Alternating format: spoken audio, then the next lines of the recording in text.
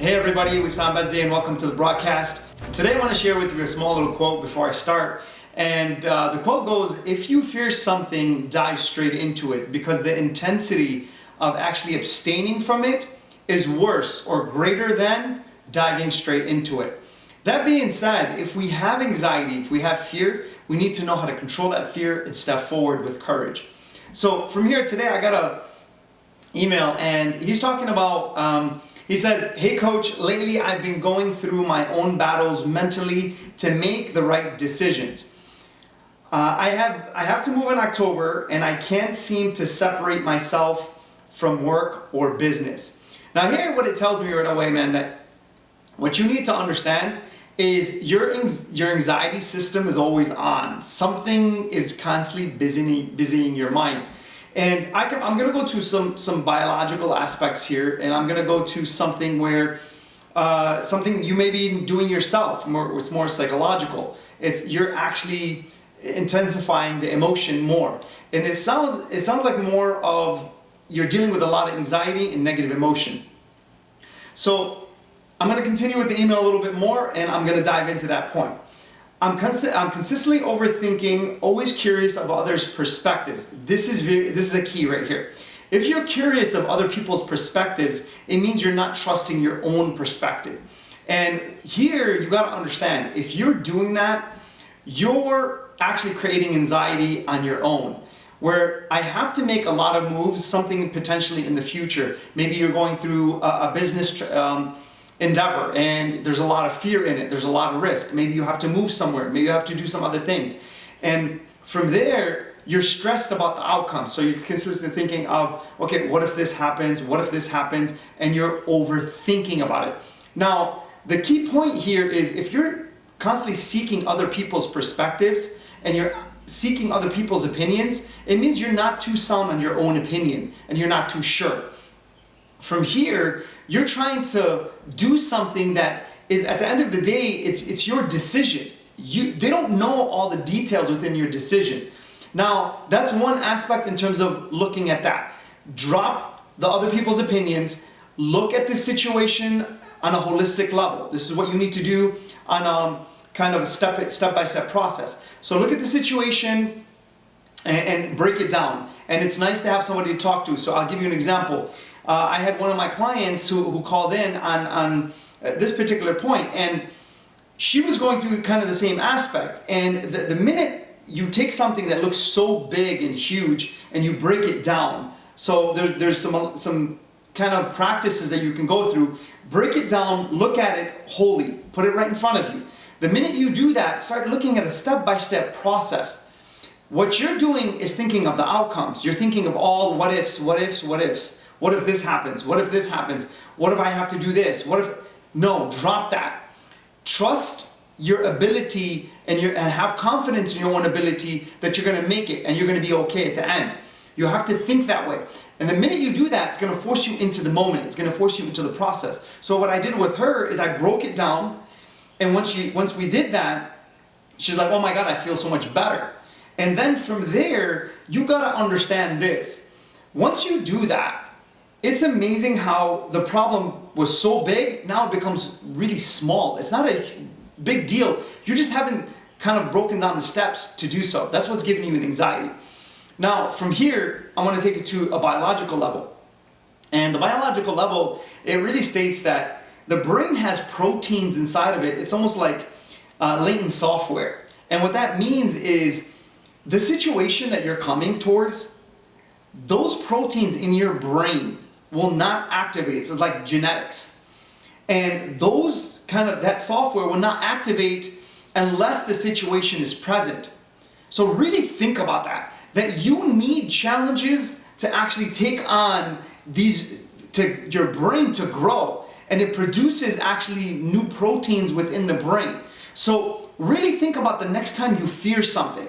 I'm not telling you to be rash and just jump into things, no. But I'm telling you that look at it as a challenge and look at it not as a threat. That's the way you do it. The minute you do that, it actually kind of activates different parts of the brain. Whenever you're looking at something as a challenge and approach situation is completely different than what? Something that is you're avoidant and you're more of a scared aspect. Those are two different parts of the brain.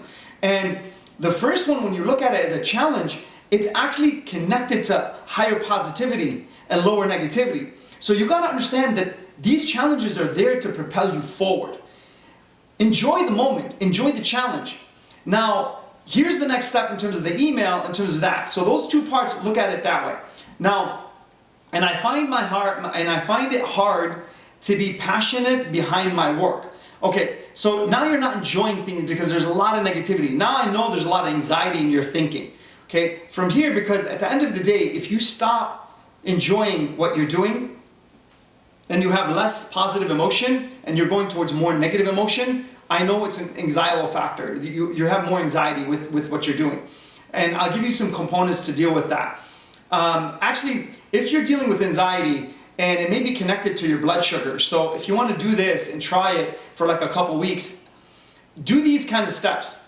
Number one, wake up every day at the same time. You can go to sleep at different times, it's okay, but wake up every day at the same time. From there, eat a big breakfast right when you wake up. Have it be in fats and protein.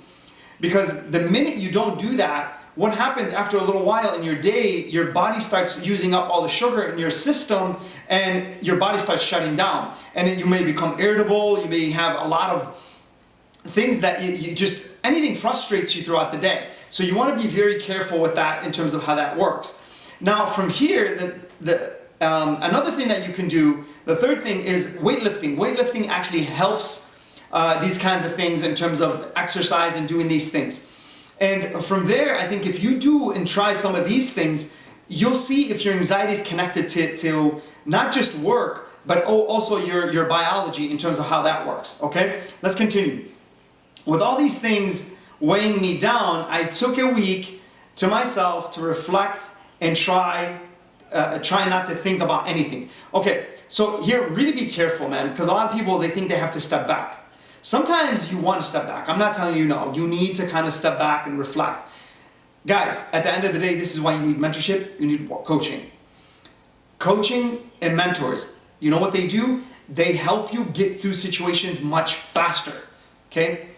For me, I have 3 coaches that I deal with all the time, that they coach me on these levels because I'm always trying to hit the next level.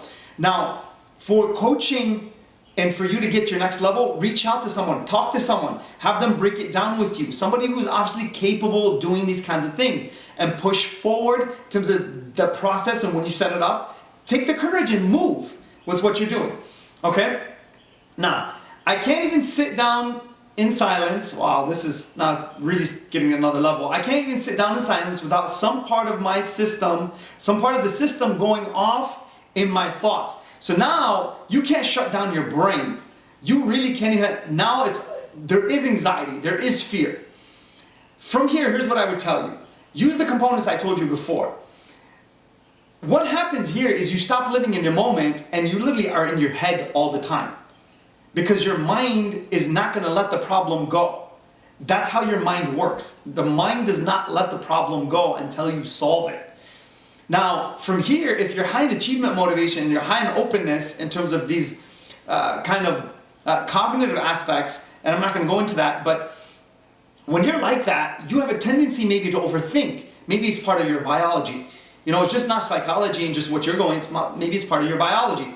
But to do that, what you need to do is just to shut down your mind, force your attention from the inside. So your attention is on the inside, you're constantly overthinking and over-reflecting. Force your attention to be on the outside. And now enjoy the moment. Try to force yourself to enjoy the moment. So anytime the thought pops into your head, so a lot of us, let's say and this is a good analogy to use, let's say you're getting over a breakup and the person's always in your head. So what you need to do is stop yourself from thinking that way in terms of any kind of trigger that goes off in your head. Force your attention to the outside right away. Don't negatively reflect in your head and stay there. Now, here's what happens after that. So let's go through it. I just want to be able to have my time again, and I currently the current moment, the only thing in my head. Again, For you, you have to force yourself out of your own head. Now you've created a mental prison in your head. And you're just sitting there. But it's up to you to come out. It's up to you because the door is open. What people do when they overthink and overanalyze, they stay in a mental prison. And the bars of that prison, they're made up of fear and anxiety. But you don't realize that at the end of the day, that fear is literally like a ghost. It's not even there. What you have to do is just step out of the cage and step into your own reality at the present moment and force your attention to the outside and worry about your process at the moment. Have some fun with some kids, let's say your nephews, your nieces, have some fun with your friends, go out there, do that and stop and really focus your attention on the outside. Anytime a thought comes into your mind that's about work or about it, force it to the outside. That's how you have to actually generate new thought processes and push yourself forward. Let's finish up the email. That's how I was. So obviously you're thinking of yourself in history and you were like that, but you've developed here. You got to understand, guys, let me tell you something. Every time you go through a new experience, don't think that you can go back to who you were. Because at the moment, what the person is doing is a negative comparison between who they were and who they are now. Okay? That's not healthy. What you were was for that time. Who you are now changed. You're changing consistently all the time. And I tell people all the time, do not do the things you don't want to become. Why? Because you look back on yourself and you think that, man, I was a great person and now I'm not such a good person. Understand that old person is not an easy person to get back to because you've done a lot of things to skew yourself in a certain way. So you have to understand that. Now, that's how I need to be again. Okay, see again, the negative comparison. I need to be able to enjoy what's around me rather than consistently feeling as if it's forced. Huge. That's the end of the email. But the minute like you're trying to force yourself into something, break down the fear that you're fearing, man. Whatever it is, break down the fear. Get on with a coach, have some coaching sessions, get on with someone who knows what they're doing, talk to a mentor, have them break down and analyze the situation for you. The minute you do that, you're gonna see that your problem you think is so big is gonna shrink. And when the problem shrinks, you set up a process from 1 to 10, what to go after. So shrink the change. Take some time to set up a process. And from there, go after the small little milestones and you'll beat it. I guarantee it. But at the end of the day, also check it with your biology and see if it's something that is having to do with your sugar, fluctuations and stuff like that, where you become irritable. Eat a large meal and see what happens there. And from there, guys, I think if you do these things that I suggested, you're going to be able to really set yourself up to the next level and see where the problem is really coming from. So guys, if you need my help or you need any kind of coaching in terms of relationships, anything with business coaching, anything with motivation, personality assessments, don't hesitate to send an email to wb@wisambaz.com.